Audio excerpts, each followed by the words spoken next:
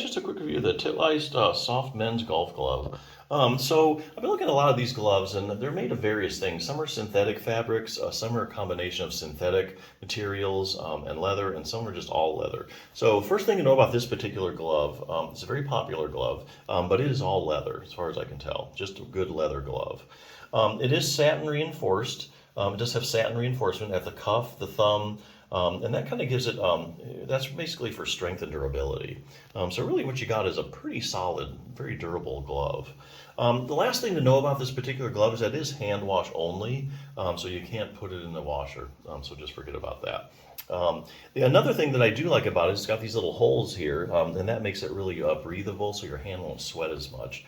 Because if you wear the glove a lot, especially when it's hot, you're out playing, your hands start to sweat, you know, then the glove picks up some sweat, starts to smell, then you're into the whole washing thing. Best to start it with a highly breathable glove if you can. So they've done a really good job ventilating this thing. So if you are playing a lot of golf and you do have shoulder issues, there's a high rate of like rotator cuff problems in people that play golf. This is one resource, and I just wanted to bring up the 6-minute torn rotator cuff solution for seniors. It says for seniors, but you know anybody can use this. It's such a good program. The rotator cuff is important because your shoulder is a shallow ball and socket joint, and it depends mainly on the muscles to keep it in place. So most of the stability of your shoulder is the muscles, and out of all those muscles, it's really the rotator cuff that keeps everything in place. Now that's unlike the hip, that is a very deep ball and socket joint. It doesn't rely so much on the muscles because it's deep seated in there. So if you have any kind of a shoulder problem, even if you don't have a torn rotator cuff, you strengthen your rotator cuff, probably your shoulder pain is going to go away because you get more stability. Things have a chance to heal then. So it goes over all that. Then they have a question and answer section. What are the symptoms of a rotator cuff tear? So if you have any kind of tear or know anybody has a tear, this is a great resource. Are there any arm maneuvers that might indicate you have a rotator cuff tear? Any imaging tests that are used?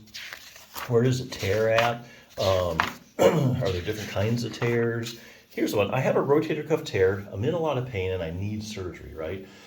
Well, not necessarily. So this is a very scientifically based book, and so they answer that question by looking at studies where, let's say you take 100 people with a torn rotator cuff, and you measure the size of their tears. You know, some have big ones, some have small tears, medium-sized tears, and then you run a pain scale. You see, you know, like a visual analog scale, and you look at how bad are they hurting. So then you have 100 people. You know, how big or small their house, what's the size of their tear, and how much pain are they in? Well, you would think there'd be a one-to-one correlation. Hey, the people with the bigger tears are hurting the most, but that's not what they find at all in these studies. You can look these up if you don't believe it. Basically, they find there's people walking around with big old tears that don't hardly have any pain at all, and there's people with small tears that are in excruciating pain.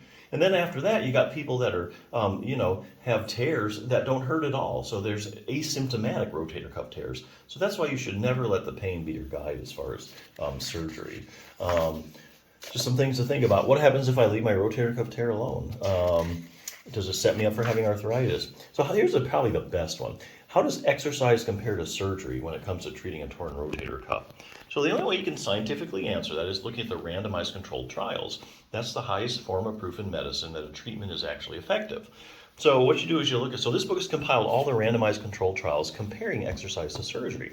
So that'd be where you take, let's say, 100 people, 50 you randomly assigned to surgery, the other 50 you randomly assigned to just exercise only. And then you follow them over like time, like a year, 2 years, 3 years, and you see who does better over time, the people that had surgery, or the people that just did a good exercise program.